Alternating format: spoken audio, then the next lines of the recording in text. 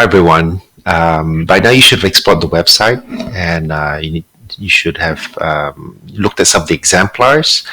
My exemplar with the Paint Day animation, along with the storyboard. I just want to walk you through that so you kind of get an idea of my thought processes when I was creating this animation. I started with a storyboard. I knew I wanted to work on something to do with Pink Day, something to do with anti-bullying, a message for students at school. So I want it to be simple so that it's easily understood by grade 1 students and all the way to grade 7, 8 students who might be engaged by this. So I thought I'd create so in my storyboard, I explained some of my ideas briefly. So, I talk about the beating heart, and I want to talk to you about, this. I'll be writing this in my animator statement. So I'll be talking about how I chose a plain background with a beating heart. The beating heart represents a person who's being bullied, and the arrow that is moving towards the heart, the hurtful words or actions that this person has experienced. The arrow actually pierces the heart and then breaks apart, and the heart explodes into hundreds of little hearts, representing the actual support that one has without necessarily realizing it. And really, I wanted an animation that celebrates diversity and the uniqueness of who we are, so our individuality. And for me, that's represented by the colors of the spectrum of the rainbow. So you'll see the rainbow appearing from the left to the right, and it's some sort of a celebration. So I thought, let's include some colorful flags to represent the diversity of humankind. And then at the end, there's a large shaped balloon that rises, and then certain messages appear, almost like a typewriter style message about being respectful, not bullying, and at the very end that we're celebrating Pink Day.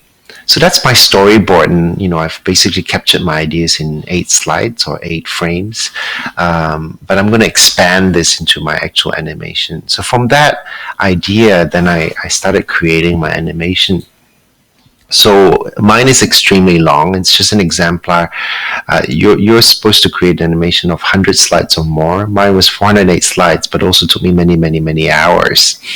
So I started with the idea of the heart. I didn't want to include a background image, so I chose a plain background by choosing the color through clicking background, and then I used the shapes function here to add a heart shape.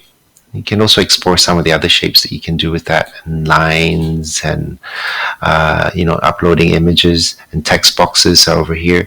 But I've essentially used the shape function to create a heart, and I've enlarged the heart. And to give it the illusion of a heartbeat, I've duplicated the slides so that the small heart goes to large heart, large heart, large heart, small heart, large heart, large heart, large heart. So by creating multiple replicas of a slide, it prolongs the timing of that animation. Further down the line, I have this arrow. The arrow is actually a composite of a number of shapes. So I've created, a number of shapes, like a triangle. So I'm just going to do one quickly, a triangle, and then I can draw a line. So basically, I had something like this, and if you to press Shift, and if you to select both those objects, you can arrange and group them, and then they become one object. And they move as one, and then you can rotate them, right? And if you made a mistake, you want to separate them again, you're going to click on the object, click on arrange, and ungroup. And now you can you should be able to separate the triangle from the line. So I'm going to arrange, and there we go. You can see that it's separated. So I'm going to delete that because this is the file I'm working with. Further down, you'll see the rainbow that starts appearing from left to right. And you might be asking, how did I do this? I chose the simple background for the reason that I wanted to cover up the shape. So I used the polyline. So polyline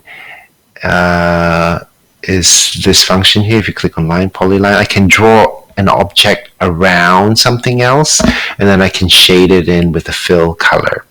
So by doing that, I was able to then, continue to draw the polyline to uncover bit by bit the rainbow. So it was a very time-consuming process, as you can see. The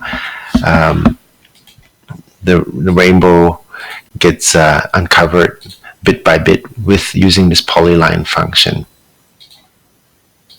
And so what's important to know is you're able to layer things. So if I want to add another object above that,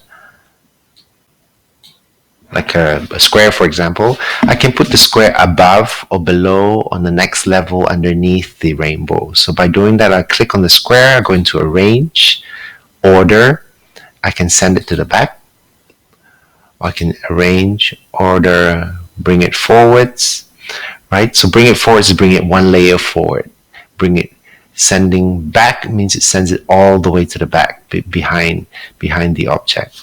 So I'm going to just delete it. So now you have the basics of how to some of the more advanced features of using arrange order and using shapes to hide certain images from now on, I would say go and explore and have fun.